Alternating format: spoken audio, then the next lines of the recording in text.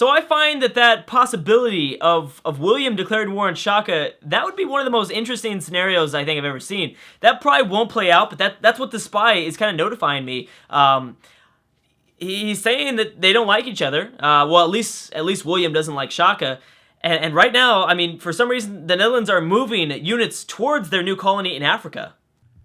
So it's been a while since we've checked the info attic, so let's just go through all the categories and see exactly what we got. So in terms of population, of course, William is dominating, but the Shoshone are starting to catch up. With every single city they take in North America, they're starting to catch up very slowly, and I think the gap between first and second place isn't as bad as it once was.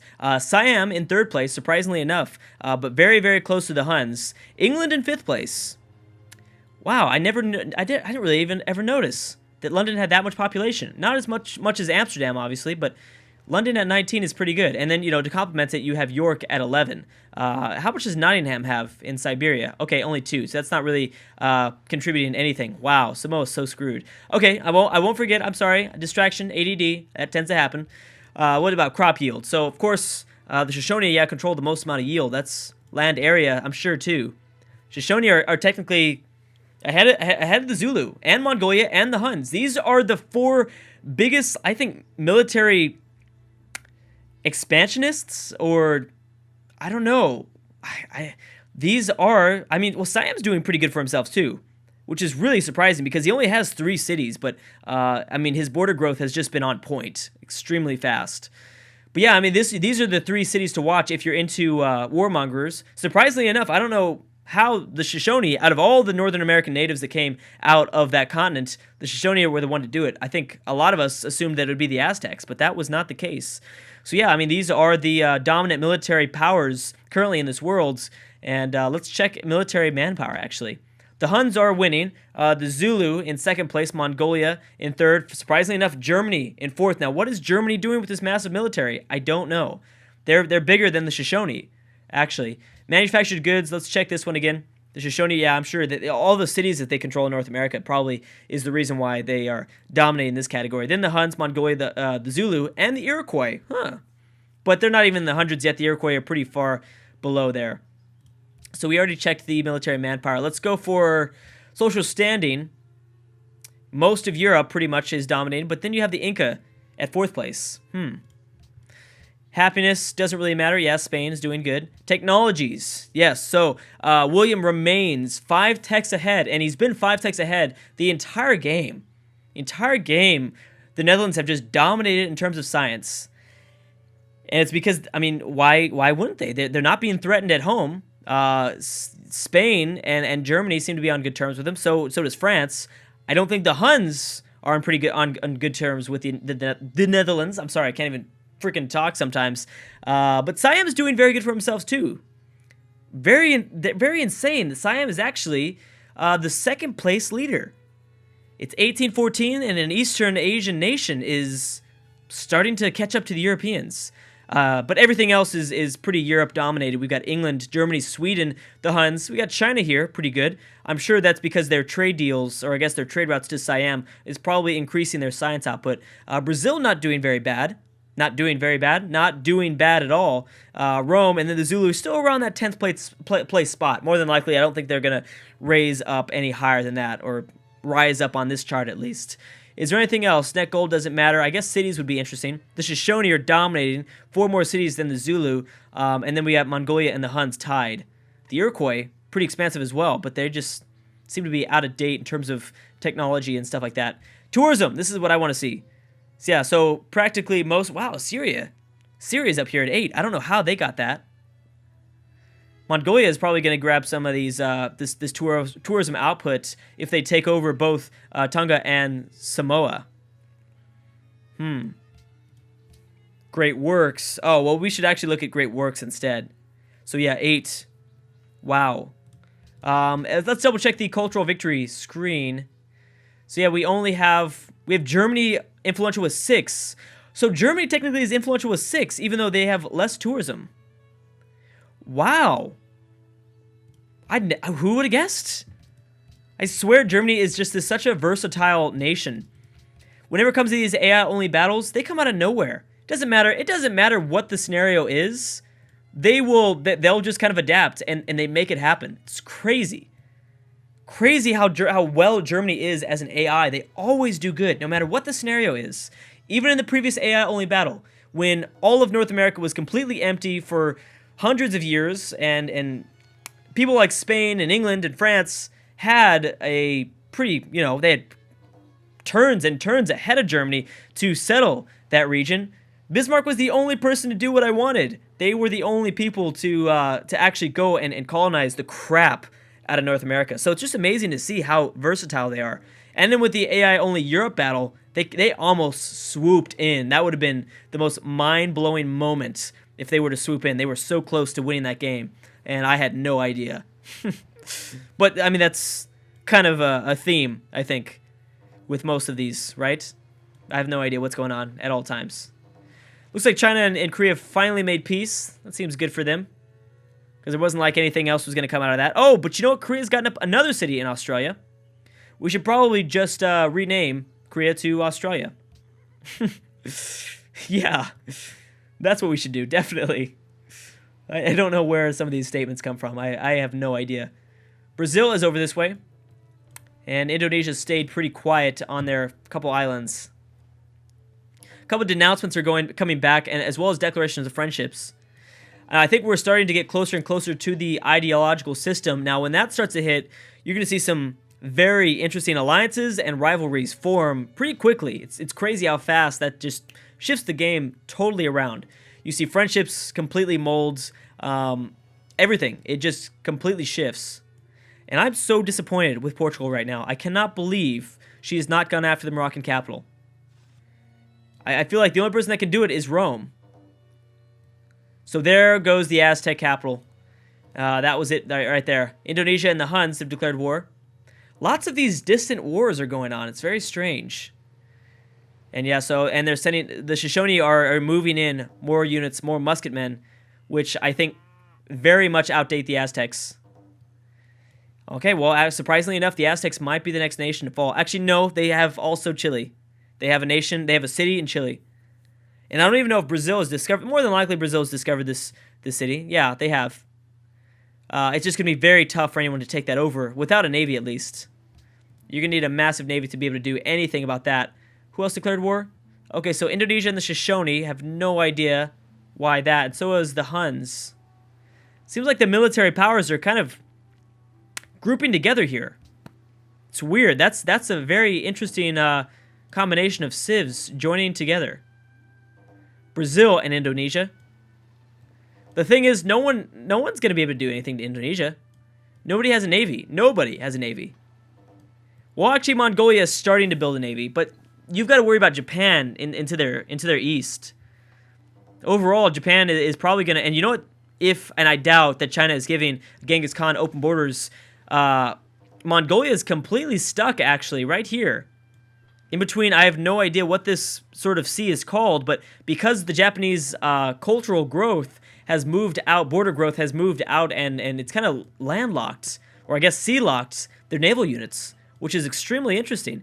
We've got Japanese samurai also being built in Kyoto, Tokyo, Osaka. Samoa's still alive. You don't have any melee units over here. What are you doing over here, Mongolia? Get your horsemen over there if you want to do anything. It seems like a party of scouts in this ocean region.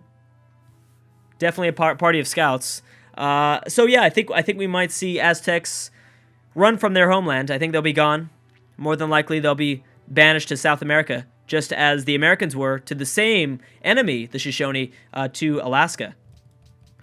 Okay, was there anything else that has happened? Any more developments? We have some spy information, but I don't know if I'm going to actually go up all the way there and go for it. Let's see. It doesn't matter. And you know what? Let's go and shift the spies around. We've seen them for long enough. I would like to view Amsterdam, though. Seems like a pretty powerful city.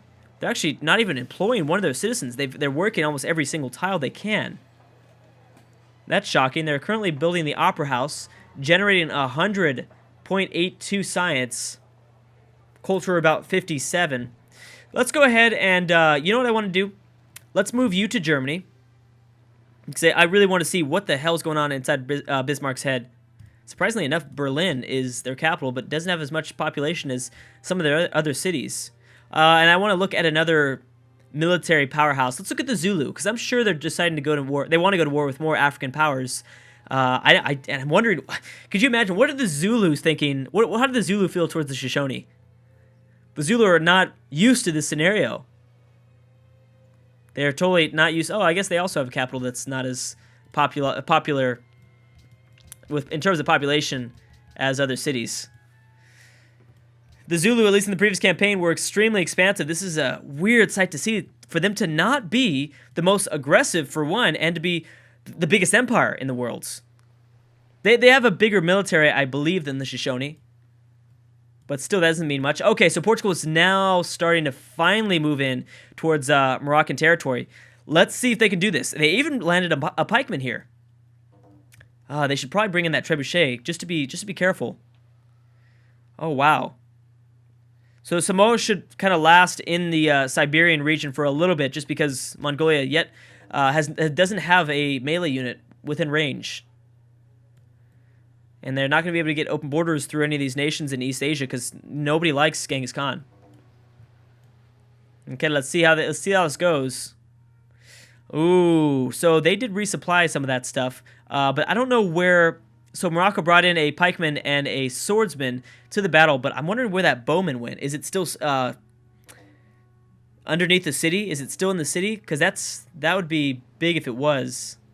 Ooh, so they decided to take out the Moroccan pikemen instead of attack the city. Probably, I don't know if that was the best choice, but it doesn't matter. Now, where are the Portuguese melee boats at?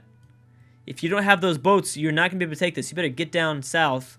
Hopefully they have open borders through France. I think you might.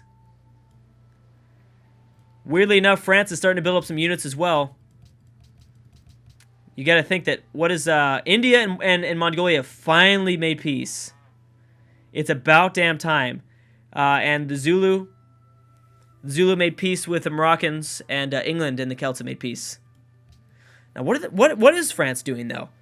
They've got a musketeer, and you've got some boats, but the British Isles are not well defended at all. England is not doing a very good job at defending her island. I don't know how this is going to go.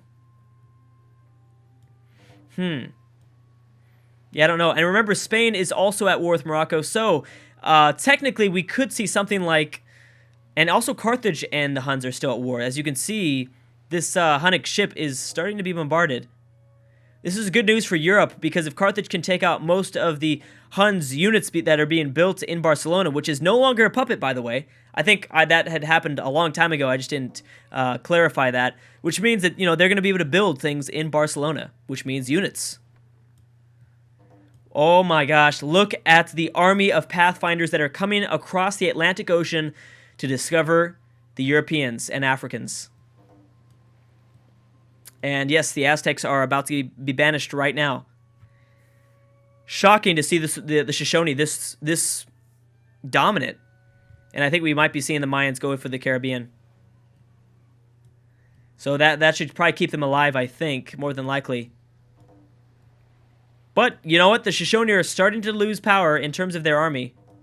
They're not as powerful. Again, the Iroquois could declare war and take some cities. Everything... they actually might, to be honest. They could be thinking about it. One musketman is not enough to protect the city of Washington. All right, let's see what happens. They're probably going to use their boats here, I think. Yeah, they're going to have to use boats here to kind of maneuver around here, and then... the Shoshone even have a big navy. Man, now I'm starting to think, could you imagine just a massive war? This would be the biggest world war, which I seriously doubt would ever play out. But imagine this. Oh my gosh. Portugal. Incredibly disappointing. You could have done stuff, man. You could have really done stuff. Imagine this scenario. The Huns versus Mongolia, right here in the middle of Asia.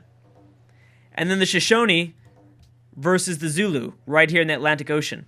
Now, right now, the Zulu, I don't think have much of a navy, as well as I'm pretty sure they don't have deep sea sailing as it is. But imagine if those wars both broke out. Wow. Continents would be just a big mess. It would just be a massive mess. I think the Zulu are probably going to declare war on the Netherlands. That just seems like that's just Shaka's personality, to declare war on like the next most powerful leader.